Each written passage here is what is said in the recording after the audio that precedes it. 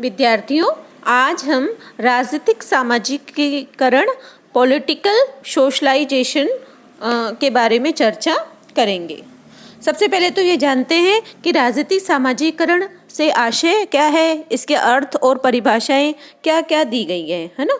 तो राजनीतिक सामाजिकीकरण वह प्रक्रिया है जिसके द्वारा राजनीतिक संस्कृतियों का अनुरक्षण और उसमें परिवर्तन किया जाता है। सामाजिकरण के माध्यम से व्यक्तियों को राजनीतिक संस्कृतियों में शामिल किया जाता है, तभी राजनीतिक वस्तुओं के प्रति उनके अभिविन्यास का निर्माण किया जाता है। दूसरे शब्दों में सामाजिकरण उस शिक्षण प्रक्रिया की ओर निर्देश करता है जिसके द्वारा सुसंचालित राजनीतिक व्यवस्था के लिए स्वीकार्य मानकों और व्यवहारों को एक पीढ़ी से अगली पीढ़ी तक संप्रेषित किया जाता है। राजनीतिक सामाजिकरण का उद्देश्य व्यक्तियों का इस तरीके से प्रशिक्षण और विकास करना है कि वे राजनीतिक समुदाय के सुकार्यकारी सदस्य बन सके। राजनीतिक सामाजिकरण की प्रक्रिया सामान्यतः आकस्मिक अथवा अदृश्य रूप में कार्य करती है। इसका अर्थ यह है कि यह इतने शांत और सौम्य रूप से संचालित होती है कि कई बार लोगों को इसके संचालन की खबर भी नहीं होती है। राजनीतिक सामाजिकरण की संकल्पनाओं में प्रधान बल एक पीढ़ी तक राजनीतिक मूल्यों के संप्रेषण पर बल दिया जाता है। किसी सामाजिक अथवा राजनीतिक व्यवस्था की स्थिरता इस तथ्य के कारण इसके सदस्यों के राजनीतिक सामाजिकरण पर निर्भर करती है कि एक अच्छा कार्यकारी नागरिक मानकों को अंगीकार कर ले और उन्हें भावी पीढ़ियों को संप्रेषित कर दे।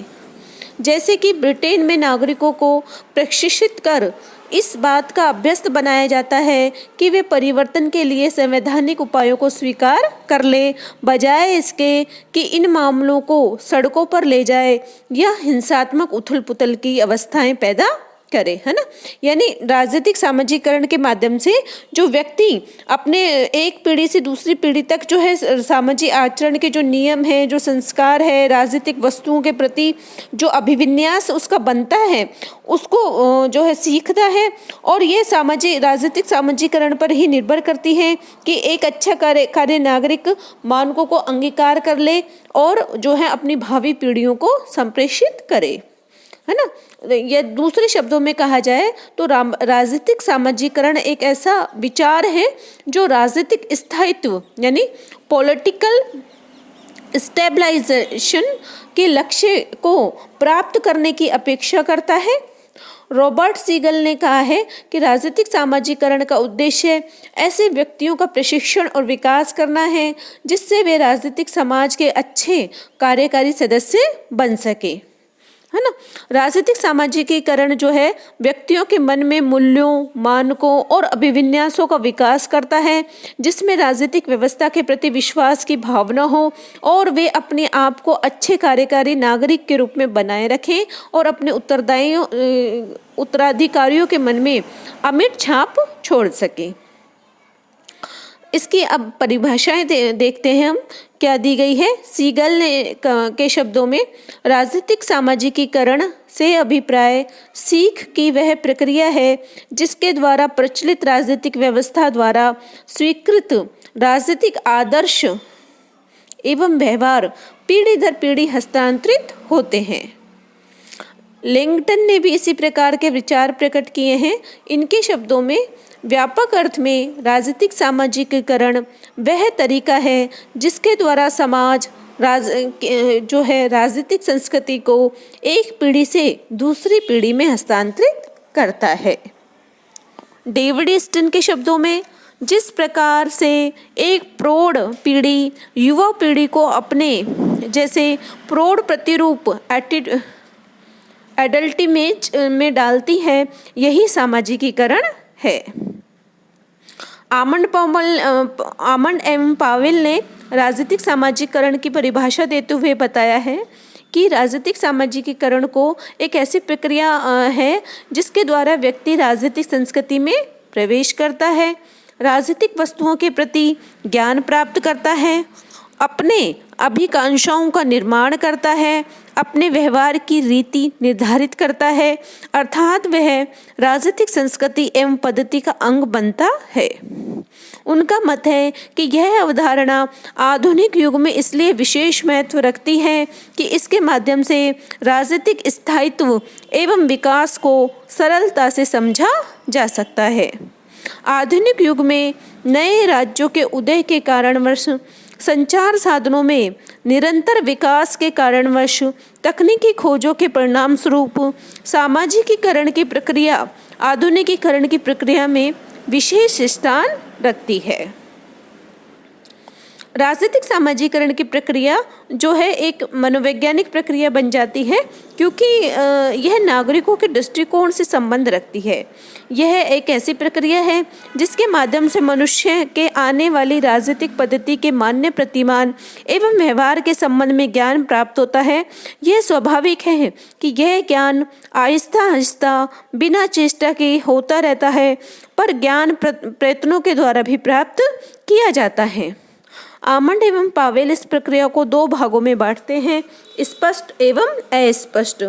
इनका मत है कि नागरिक राजनीतिक वस्तुओं के प्रति ज्ञान केवल राजनीतिक प्रक्रिया में भाग लेते समय ही प्राप्त नहीं करते, बल्कि उस काल में भी वे ज्ञान प्राप्त करते हैं जबकि वे राजनीतिक प्रक्रिया में भाग नहीं ले होते हैं। प्राय नागरिकों की राजनीतिक संस्कृति के अधिकांश भाग का निर्माण अप्रत्यक्ष रूप में ही होता है, पर मनुष्य पर प्रत्यक्ष प्रभाव भी पड़ते हैं, जो संभवतः उतना महत्व ही रखते हैं जितना कि अप्रत्यक्ष। सूक्ष्म जो है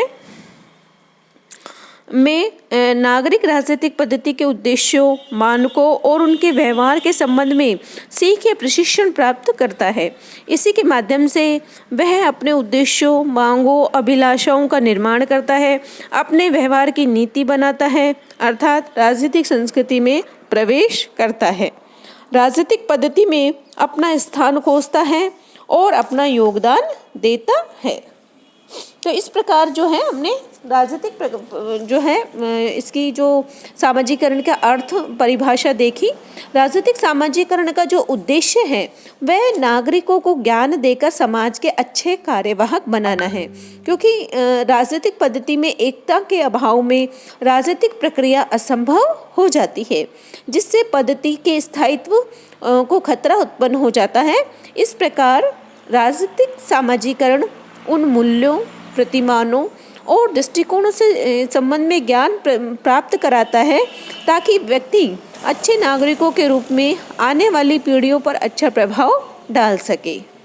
इसमें संदेह नहीं कि जब बच्चा उत्पन्न होता है तो वह ज्ञान प्राप्ति व्यक्ति नहीं होता, वह राजनीतिक ज्ञान जो है वो आहिस्ता आहिस्ता ही प्राप्त करता है।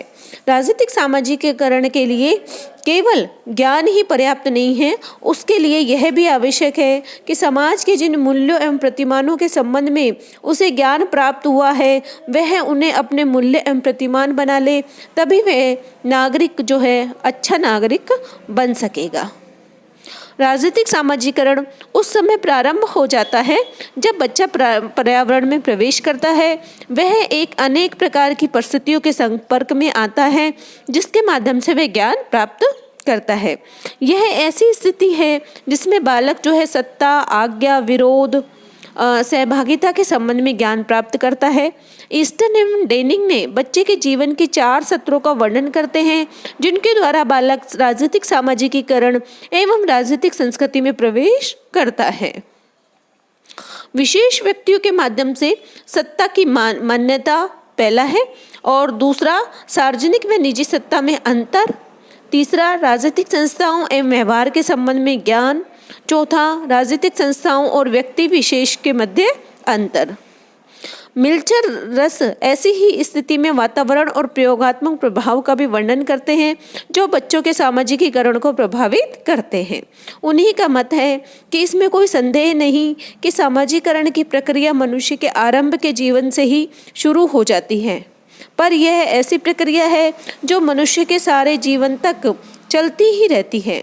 प्राय यह देखा गया है कि जो प्रभाव मनुष्य पर राजनीतिक जीवन आरंभ करने से पूर्व पड़ते हैं वे अधिक महत्व रखते हैं। व्यक्ति जिन प्रभावों को प्रयोग के आधार पर ग्रहण करता है उनकी तुलना में आरंभ में प्राप्त मूल्यों एवं दृष्टिकोणों से करता है और उसी आधार पर अपने मूल्य और व्यवहार को संशोधित करता है। यही कारण है कि आमन एवं वर्भा इन अनुभवी प्रभावों को सामाजिकीकरण की प्रक्रिया में एक महत्वपूर्ण स्थान देते हैं। उनका मत है कि सामाजिकरण की प्रक्रिया इस प्रकार समाज की राजनीतिक पद्धति में न केवल स्थायित्व लाती है बल्कि आवश्यकता पड़ने पर परिवर्तन को भी सरल बना देती है। राजनीतिक सामाजिकरण वस्तुतः हम देखें तो यह एक संप्रत्यकरण की प्रक्रिया है ना। Conceptualisation of the concept of political socialisation, यानी राजनीतिक सामाजिकरण से संबद्ध अनुसंधान को संगठन एवं व्यवस्थित करने के यद्यपि अनेक संप्रत्यात्मक आधार प्रस्तुत किए गए हैं फिर भी कोई सर्वमान्य प्रारूप विकसित नहीं हो पाया है। सामाजिकरण की प्रक्रिया एक सैद्धांतिक अवधारणाओं के रूप में विश्लेषण सर्वप्रथम मनोविज्ञान में एवं तत्पश्चात समाजशास्त्र में इसका प्रयोग किया गया। राजनीतिक अध्ययन में इसका समावेश बाद की घटना है।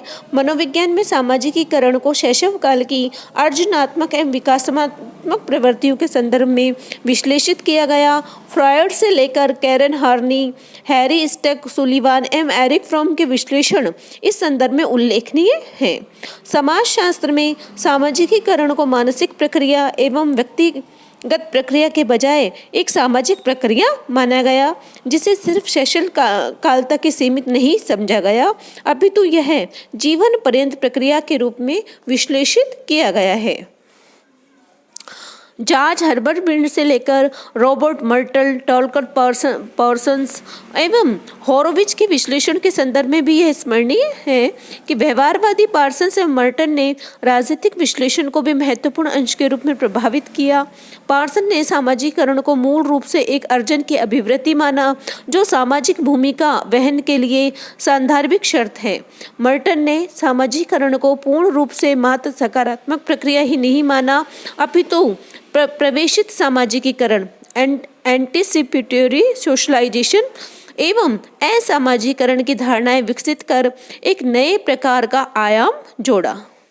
राजनीति शास्त्र में सामाजिकरण की अवधारणा में प्रथम व्यवस्थित विश्लेषण का श्रेय हर्बर्ट हाइमैन है जिन्होंने उन सभी सामाजिक परिवर्तनों का अर्जन राजनीतिक सामाजिकरण माना जो विभिन्न सामाजिक अभिकरण की सहायता से व्यक्ति के लिए संभव है।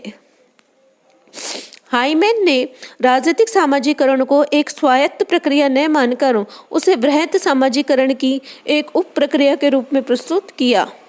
गैब्रिएल आमंड ने राजनीतिक सामाजिकरण को राजनीतिक संस्कृति के परिप्रेक्ष्य में राजनीतिक मूल्य व्यवस्थाओं के प्रेरक का अपरिहार्य संयंत्र माना। डेविड ईस्टन ने आर.डी. हेस के साथ एक अध्ययन में राजनीतिक सामाजिकरण को 3 आधारभूत अभिवृत्तियों ज्ञान, मूल्य, व्यवस्था एवं मनोवृत्ति से प्रेरित प्रक्रिया के रूप में समझा। फ्रीमैन के अनुसार राजनीतिक सामाजिकरण सामान्य सामाजिकरण की प्रक्रिया का एक निश्चित भाग है जो राजनीतिक दृष्टि से सांदर्भिक सामाजिक प्रतिमानों से अर्जन से संबंधित है। लीवाइन ने राजनीतिक सामाजिकरण को राजनीतिक व्यवस्था के संदर्भ में सांस्कृतिक परिवर्तन से संबंध प्रक्रिया के रूप में विश्लेषित किया।